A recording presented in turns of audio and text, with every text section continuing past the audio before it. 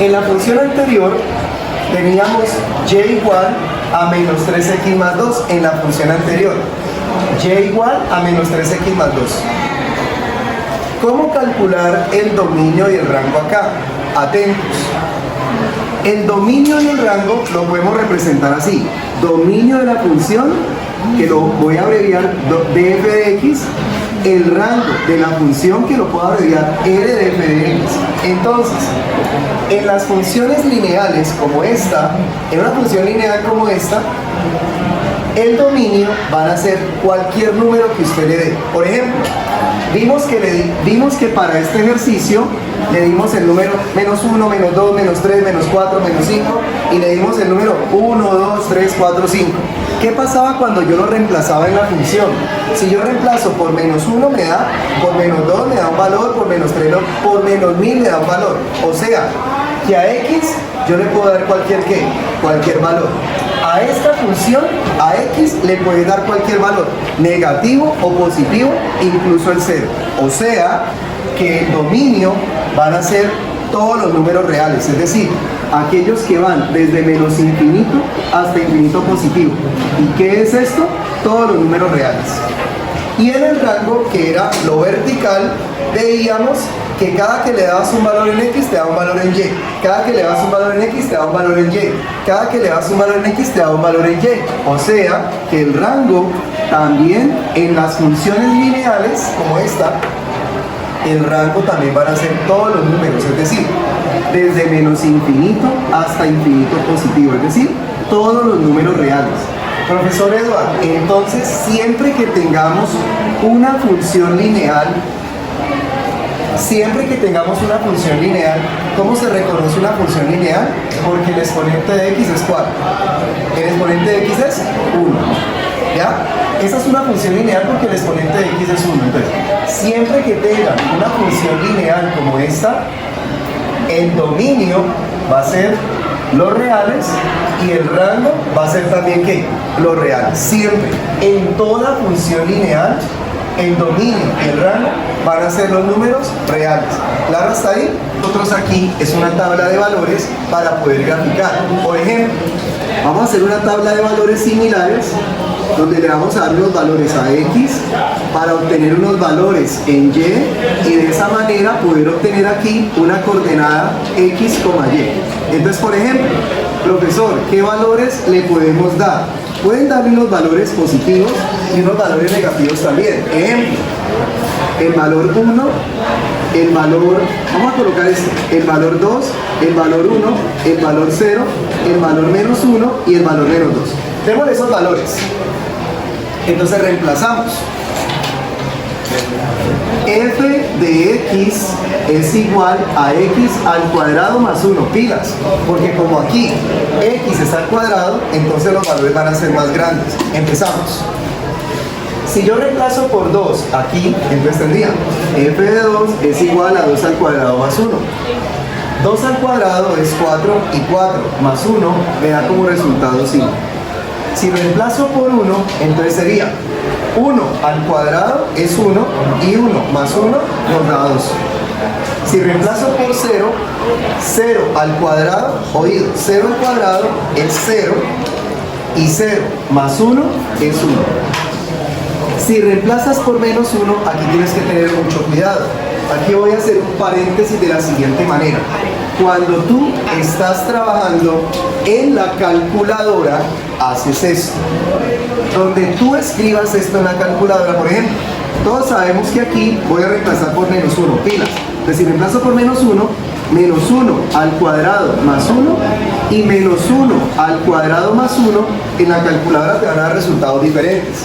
En la calculadora hay que colocarlo con paréntesis. Si lo pones sin paréntesis te da un resultado incorrecto. ¿Por qué? ¿Qué diferencia hay entre este menos 1 al cuadrado y entre este menos 1 al cuadrado? La explico. Cuando es con paréntesis, menos 1 al cuadrado es que menos 1 se multiplica por menos 1 dos veces. Es decir, menos 1 al cuadrado en paréntesis es menos 1 por menos 1. O sea, menos por menos, más, y una por una. Si en la calculadora la colocas sin el paréntesis, quiere decir que dejas el negativo y el cuadrado solamente se lo vayas a ¿quién? Al 1. Entonces, cuando es sin paréntesis pongo el negativo y elevo al cuadrado del 1, o sea que coloco 1 por 1. Esto es lo que hace cuando es sin paréntesis. Deja el negativo afuera, 1 lo elevo al cuadrado, o sea 1 por 1, entonces esto me daría menos 1. 1 por 1 es 1 y este menos lo pone acá. Y este resultado y este resultado son dos cosas diferentes. Por eso, cuando estén haciendo esto en la calculadora, colóquenle paréntesis. Entonces, menos 1 al cuadrado sería, menos 1 al cuadrado, ¿cuánto nos da? 1. Y 1 más 1, ¿cuánto nos daría? 2. Menos 2 al cuadrado, menos 2 al cuadrado de menos 2 por menos 2, o sea, 4. Y 4 más 1 nos da como resultado 5. Entonces aquí tendríamos las coordenadas siguientes. Estas coordenadas son las que vamos a utilizar en la gráfica. Por ejemplo, tenemos aquí la coordenada 2,5, 1,2, 0,1, menos 1,2 y finalmente menos 2,5. Esas serían las coordenadas. Entonces vamos a ubicar estos puntos en el plano cartesiano. ¿Listo? Entonces hacemos el eje en Y.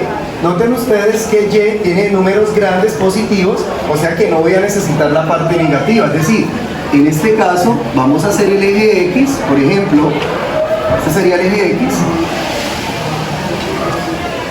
Esta parte no la necesitamos, pero la dejamos representada de esta manera. Entonces tenemos, por ejemplo, aquí el valor 1, el valor 2, el valor 3, el valor 4, el valor menos 1, el valor menos 2, el valor menos 3, menos 4, y para acá 1, 2, 3, 4, 5, 6, 7 y 8.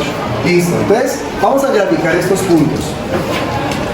Cuando X es 2, Y es 5. Cuando X es 2, Y es ¿cuánto? 5. Aquí ubicado en 2, voy a subir 5 unidades, o sea acá. Cuando X es 1, Y es 2. Cuando X es 1, ubicado acá, entonces dice que Y es 2, entonces subo 2 unidades acá, 1 y 2. Cuando X es 0, Y es 1. Cuando X es 0, Y es 1, o sea acá. Cuando X es menos 1, Y es 2. Cuando X es menos 1, Y es 2. Cuando X es menos 2, Y es 5. Cuando X es menos 2, Y es 5. Noten que aquí los valores no siguieron hacia abajo como la función lineal. Eso es lo que diferencia una función lineal de una función cuadrática. Ahora, la manera de hacer la gráfica es la siguiente. Miren ustedes algo. Esto de acá va aumentando, es decir, donde tú le des el valor 4, 5, 6, 7, 8, 9, 10, la función va a seguir creciendo hacia arriba. Donde tú le des el valor menos 3, menos 4, menos 5, menos 6, menos 7, vas a notar entonces que ella también va aumentando acá.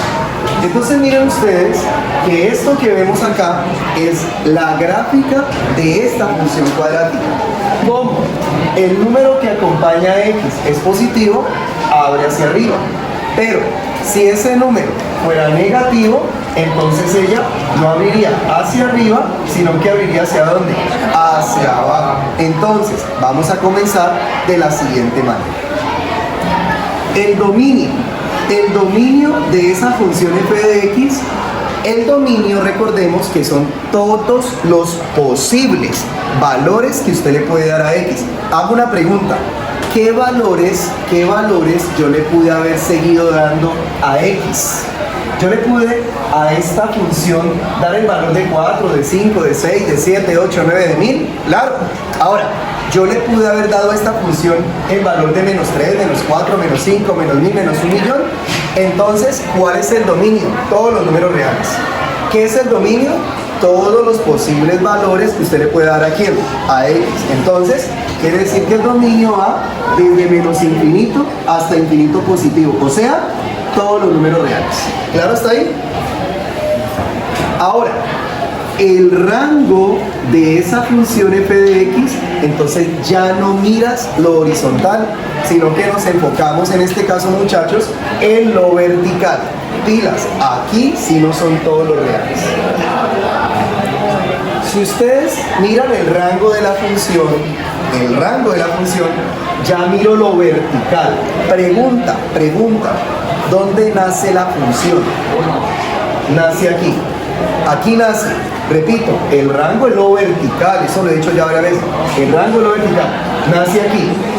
¿Y hacia dónde se extiende ella? La función de aquí para acá no va a existir. Entonces el rango no son todos los reales.